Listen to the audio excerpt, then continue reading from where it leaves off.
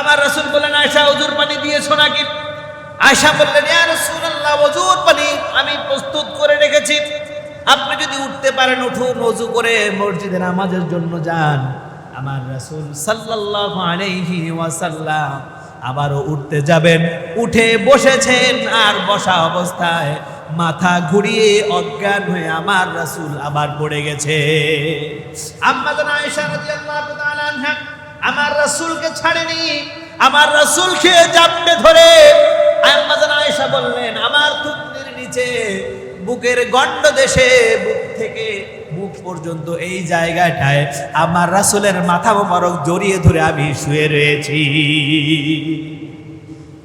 আমার রাসূল অজ্ঞান রয়েছে দীর্ঘ সময়, আবার জ্ঞান ফিরে আসলো, আবার চোখ মেলে তাকালো, বলল, নামাজের সময় শেষ হয়ে গেছে নাকি?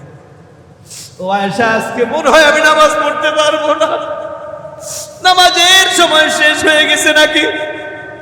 আম্মা জান বললেন, ইয়া রাসূলুল্লাহ, ইয়া হাবিবাল্লাহ, সাহাবায়ে কেরাম আপনার জন্য অপেক্ষা করছেন, আপনি গেলেই তারা নামাজে দাঁড়াবে।